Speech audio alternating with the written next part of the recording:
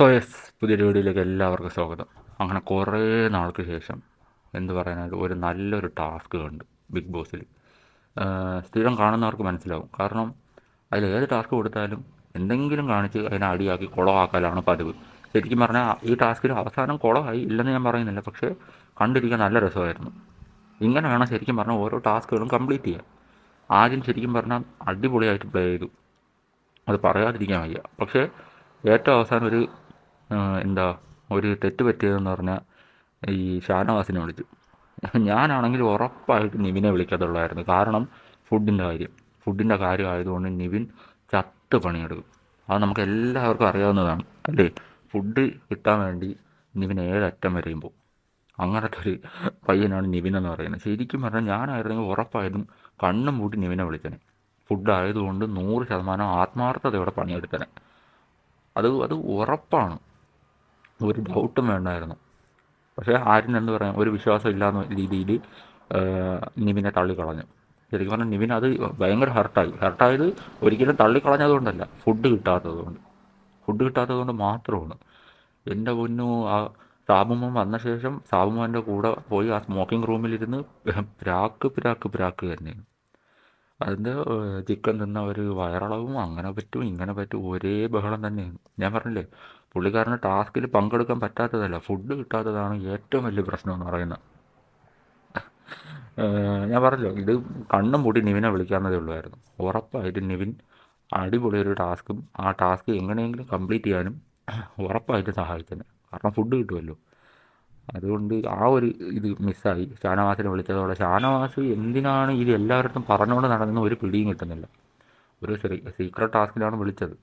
അപ്പോൾ എന്താ, ആര്യൻ അത്രയും വിശ്വാസതയോടെ ഇത്രയും പേര് വിളിച്ച് പുള്ളിക്കാരൻ്റെ അടുത്ത് സംസാരിക്കുമ്പോൾ അത് കേട്ടിട്ട് ഞാനൊന്ന് ആലോചിക്കട്ടെ എന്നും പറഞ്ഞ് ഉടനെ പോയി പെങ്ങൾ കുട്ടികളുടെ അടുത്ത് അങ്ങോട്ട് വിളമ്പാൻ തുടങ്ങി.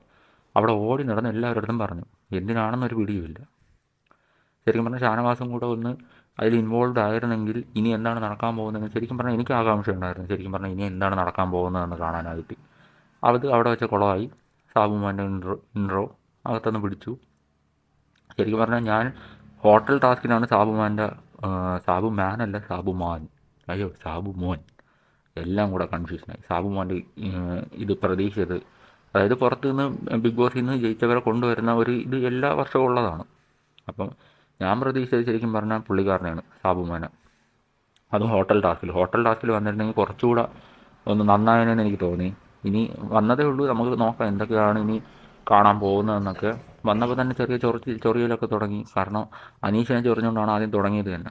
ഞാൻ സാബു മോനാണ്. ഓ, ആകെ കൺഫ്യൂഷനായി. സാബു മോനാണ്, നിനക്ക് ചിലപ്പോൾ ആരെയും അറിയാൻ വഴിയില്ല, അതുകൊണ്ട് ഞാൻ എടുത്ത് പറഞ്ഞതാണ് എന്നൊക്കെ പറഞ്ഞ് ആദ്യമേ അനീഷിനിട്ടൊരു കൊട്ട് കൊടുത്തിട്ടുണ്ടായിരുന്നു. അങ്ങനെ എല്ലാവരും കൊട്ടുന്നുണ്ട്. അത് ശരിക്കും പറഞ്ഞാൽ ലൈവിലാണെന്ന് തോന്നുന്നു, എപ്പിസോഡിൽ കാണിച്ചിട്ടില്ല. കാരണം നടുക്ക് വന്നിരുന്ന പുള്ളിക്കാരൻ എല്ലാവരെയും പറ്റി സംസാരിക്കുന്നുണ്ട്. അതിന് ഇന്നത്തെ എപ്പിസോഡാണോ പ്രൊമോ ആണോ കണ്ടതെന്ന് എനിക്ക് കറക്റ്റ് ഓർമ്മ കിട്ടുന്നില്ല. എന്തായാലും ഇന്നത്തെ പ്രൊമോ ഒക്കെ വന്നിട്ടുണ്ട്. അതിൽ എന്തുവാ മറ്റേ പൊടി മറ്റേ നമ്മളിങ്ങനെ ഇത് കൊണ്ടെടുത്ത് ഇങ്ങനെ തട്ടുന്ന ഒരു ഇതുണ്ട്. അതായത് ഈ ഓണക്കളികളൊക്കെയാണ്. അതായത് മാവ് ഇങ്ങനെ എടുത്തിട്ട് കാർഡ് കൊണ്ടെടുത്തിട്ട് പാസ് ചെയ്ത് അപ്പുറത്തെത്തിക്കണം. അങ്ങനത്തെ ഒരു ടാസ്ക് ഉണ്ട്. പിന്നെ സാബുമാനും പിന്നെ അനീഷുമായിട്ട് ചെറിയ പ്രശ്നങ്ങളാവുന്നുണ്ട് അതിൻ്റെ അകത്ത്. അതെല്ലാം പ്രൊമോയിൽ വന്നിട്ടുണ്ട്. എന്നാലും ഇന്നത്തെ എപ്പിസോഡ് കുറച്ചുകൂടെ എൻഗേജിങ് ആയിട്ട് പോകുമെന്ന് തോന്നുന്നു, സാബുമാനെ പോലുള്ളവർ വന്നതുകൊണ്ട്. മേ ബി പറയാൻ പറ്റത്തില്ല, അതിൻ്റെ അകത്തുള്ള കണ്ടസ്റ്റൻസ് ആണ്. ഏത് ടാസ്ക് കൊടുത്താലും കുളമാക്കുന്നവരാണ്. അതുകൊണ്ട് ഒരു ഐഡിയ ഇല്ല, എന്ത് വേണമെങ്കിലും സംഭവിക്കാം അതിൻ്റെ അകത്ത്. വേണമെങ്കിൽ സാബുമാൻ വരെ സൈഡായി പോകും. വന്നത് തന്നെ എന്തിനാണെന്ന് തോന്നിപ്പോവും. സാബുമോന് സാബുമാൻ്റെ പേര് പറയാനില്ല. അതിലൊന്നും ഇന്നലത്തെ ടാസ്കിൽ എന്തുവാ ഒരു ഫുഡ് കഴിച്ചു, അതങ്ങ് തീർന്നു. അവിടെ വേറെ പ്രത്യേകിച്ച് സ്പേസോ ഒന്നും ഇല്ലായിരുന്നു. സാബുമാനാണ് കേട്ടോ, സാബുമോനല്ല, സാബുമാൻ. പുള്ളിക്കാരൻ അടുത്ത ആഴ്ച എനിക്ക് തോന്നുന്നു സേവായി പോകാൻ ചാൻസ് ഉണ്ട്. എവിക്ഷനിലുണ്ടെന്നാണ് എൻ്റെ ഒരു വിശ്വാസം. മിക്കവാറും സേവ് ആവാൻ ചാൻസ് ഉണ്ട്. ഇനി അങ്ങോട്ട് എവിക്ഷൻ കുറവായിരിക്കും, നിങ്ങൾക്ക് എല്ലാവർക്കും അറിയാവുന്നതാണ്. മിക്കവാറും എവിക്ഷൻ ഉണ്ടെങ്കിൽ തന്നെ സിംഗിൾ എവിക്ഷൻ ആയിരിക്കും. രണ്ടുപേരെയൊന്നും എടുത്ത് കളയാൻ ചാൻസ് ഇല്ല. കാരണം ആളുകൾ കുറഞ്ഞുകൊണ്ടിരിക്കുകയാണ്, ദിവസങ്ങളും കുറഞ്ഞുകൊണ്ടിരിക്കുകയാണ്. സോ എനിക്ക് തോന്നുന്നത് ഡബിൾ എവിക്ഷൻ കാണില്ല, ഒരു എവിക്ഷൻ ആയിരിക്കാൻ ആണ് ചാൻസ് കൂടുതൽ. നമുക്ക് നോക്കാം എന്തായാലും. അങ്ങനെ ഇന്നലത്തെ എന്തായാലും ശരിക്കും അത്യാവശ്യം നല്ലപോലെ എൻഗേജിങ് ആയിട്ടുള്ള കാര്യങ്ങളായിരുന്നു കുറേ നാൾക്ക്. അതായത് എപ്പിസോഡ് തുടങ്ങി ഇത്രയും ദിവസമായി ഞാൻ വീഡിയോ ചെയ്യാൻ തുടങ്ങിയിട്ട്. അത്യാവശ്യം കണ്ടിരിക്കാൻ പറ്റിയൊരു എപ്പിസോഡായിരുന്നു ഇന്നലത്തത്. കാരണം അടുത്ത് എന്താണ് ചെയ്യാൻ പോകുന്നത്, അടുത്ത ആദ്യം വിളിക്കും, ആ ടീം എങ്ങനെ വലുതാവും, ഈ ടാസ്ക് എന്തിലോട്ടാണ് നയിക്കുന്നത്, ഇതൊക്കെ ശരിക്കും പറഞ്ഞാൽ ഒരു എക്സൈറ്റ്മെൻറ്റ് ഉണ്ടായിരുന്നു.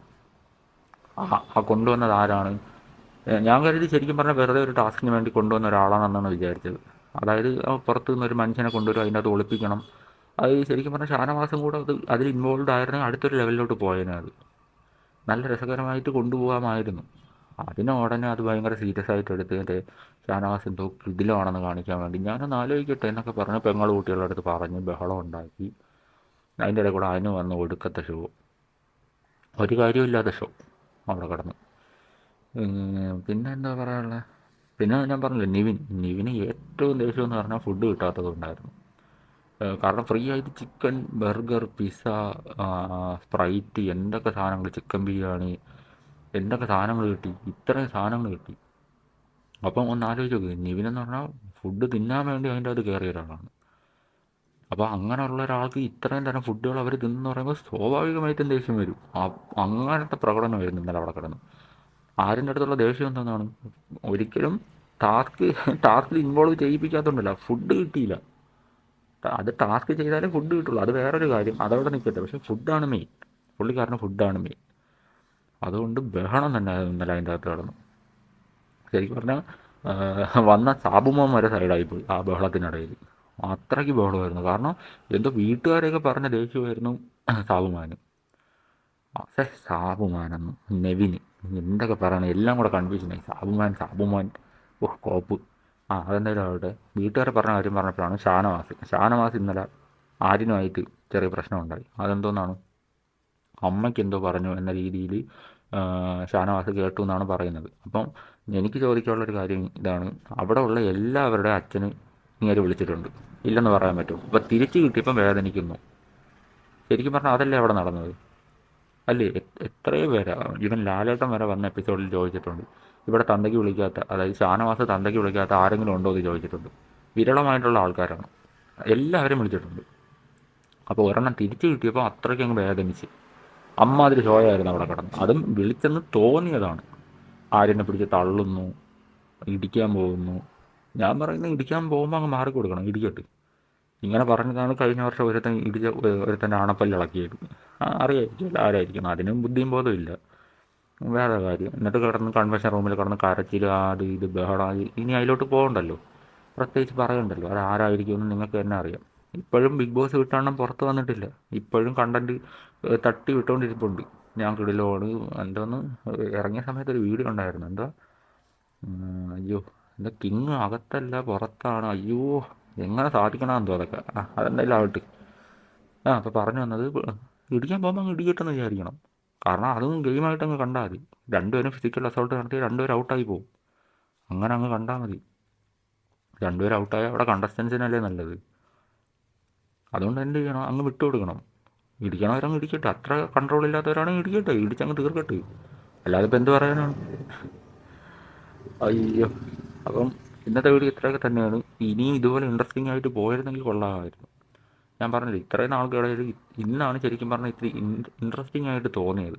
കണ്ടിരിക്കാം, കൊള്ളാം. അല്ലെങ്കിൽ സാധാരണ ഞാൻ ചില സ്ഥലമൊക്കെ എത്തുമ്പോൾ ക്രിഞ്ചടിച്ചിട്ട് ഞാൻ ചിലപ്പോൾ ഇങ്ങനെ സ്വൈപ്പ് ചെയ്ത് കളയും.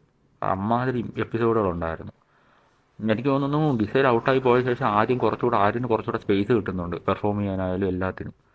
ഇത് പറഞ്ഞ പോലെ ആ ഗിസൈലിലോട്ട് ഇങ്ങനെ ഒതുങ്ങി നിൽക്കുമായിരുന്നു ആര്യൻ. ഇപ്പോൾ ശരിക്കും പറഞ്ഞാൽ ഒന്ന് പുറത്തോട്ട് വന്നിട്ടുണ്ട്, നല്ലപോലെ കളിക്കാൻ തുടങ്ങിയിട്ടുണ്ട്. ഇങ്ങനെ പോവുകയാണെങ്കിൽ ടോപ്പ് 5 എത്താൻ നല്ല ചാൻസ് ഉള്ളൊരു കണ്ടസ്റ്റൻസ് ആണ്. അപ്പം അപ്പോൾ ഇത്രയൊക്കെ തന്നെയാണ് ഇന്നത്തെ വീഡിയോ. സോ അടുത്തൊരു വീഡിയോ കാണുന്നവരെ ബൈ.